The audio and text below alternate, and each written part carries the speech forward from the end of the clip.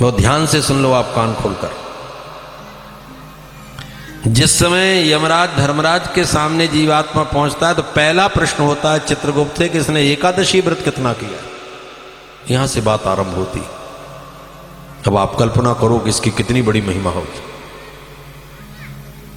सर्वाणि पापानि तिष्ठन्ति, जितने भी अन्नमाश्रित तिष्ठन्ति, जितने भी पाप हैं, ब्रह्म हत्यादि कानि च, बड़े बड़े जितने पाप हैं वो एकादशी के दिन अन्न में आकर के बैठ जाते हैं, और जो अन्न का ग्रहण करता है उसे सारे पापों का दोष लग जाता है।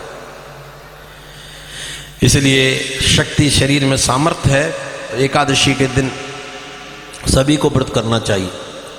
8 वर्ष से लेकर 8 वर्षात 80 वर्षाणी, वृद्धावस्था में जब तक शरीर में सामर्थ्य है तब तक एकादशी को अन्न का त्याग करो।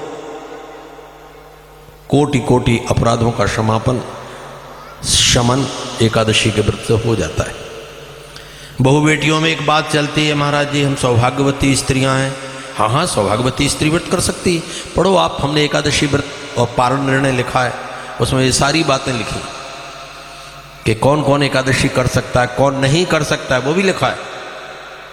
एकादशी का व्रत गर्भवती बहु बेटी को नहीं करना चाहिए। जिसके पेट में बच्चा पल रहा है उसे व्रत मना है।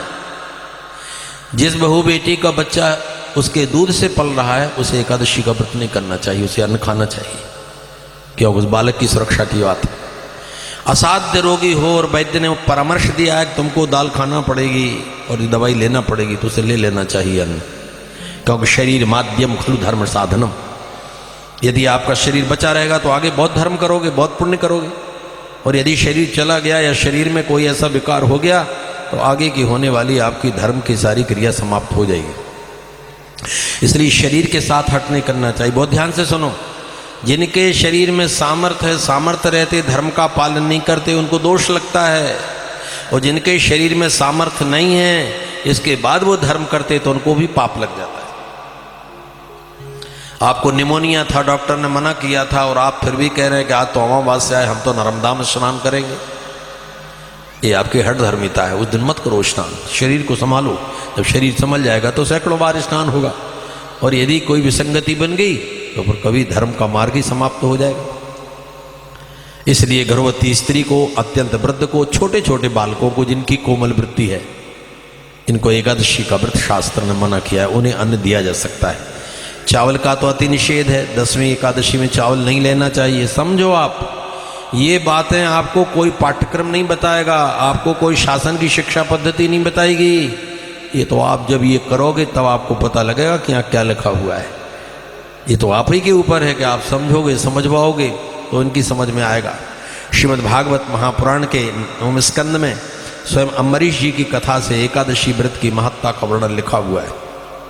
कितना बड़ा प्रभाव है उसका कि दुर्वासा का चक्षु दर्शन भी कुछ नहीं कर पाया था। बिहार के एक व्यक्ति को तभी उनका लेख आया था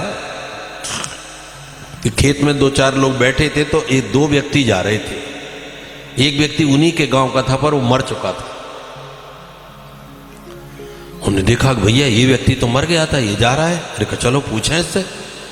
आवाज लगाई, अरे कहा भैया तुम मर गए थे? कहा हाँ मैं मर गया था। फिर कहा मुझे यमराज ने दूत बना लिया है।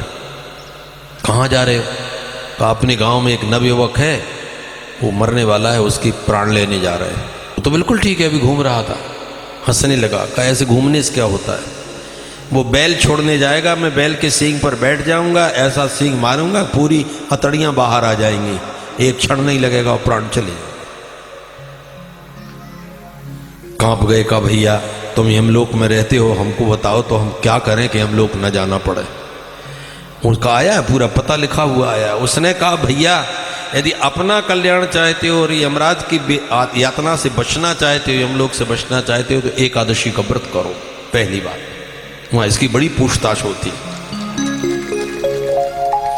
और दूसरी बात है कि अपने पेट में कभी भी भूल करके मांस और मदिरा ये न चली जावे। यदि ये 2 बातें आपके जीवन में होंगी तो आपको यमराज से बहुत कुछ शांति प्राप्त हो जाएगी। इसलिए धर्मशास्त्र की इन बातों को गंभीरता समझकर उस पर चलने का हमको प्रणयन करना चाहिए। यदि इन बातों को नहीं श्रवण करेंगे तो ये कौन बताएगा। एकादशी के दिन कि तो बहुत व्यक्ति को एकादश्याम निराहारा समभ्यर्च जनार्दनम, थोड़ा सा दूध यदि लंघन नहीं कर सकते, निर्जल व्रत नहीं कर सकते, तो शास्त्र ने लिखा है लंघनत्व सामर्थ्य जलम शाकम फलम पया, जल पी लो, दूध पी लो, कुछ फल खा लो, नहीं तो कुछ शाक बनाओ। अब शाक भी कौन कौन सी खा सकते हैं व्रत में, वो हमने लिखा है, क्या खावें क्या नहीं खावें वाला ग्रंथ है, छोटी सी पुस्तक है, उसमें सब लिखा है कि एकादशी के व्रत में क्या क्या लिया जा सकता है, नहीं लिया जा सकता है। आज द्वादशी पूरी है, त्रयोदशी में पारण होगा कल, और लिखा है उसमें सारे प्रमाण लिखे शास्त्रों के, द्वादशी व्रत करने वाले त्रयोदशी में पारण करें, कोई दोष नहीं लगता है। अरे महाराज आज 11 है ही नहीं है, 12 निकल जाएगी, फिर पारणा कब होगा, ऐसा वैसा, ऐसी बातें वे करते जिन्होंने शास्त्र की आद्योपांत अध्ययन करके गुरु चरणों में बैठकर नहीं समझाया, वो ऐसी बातें करते रहते।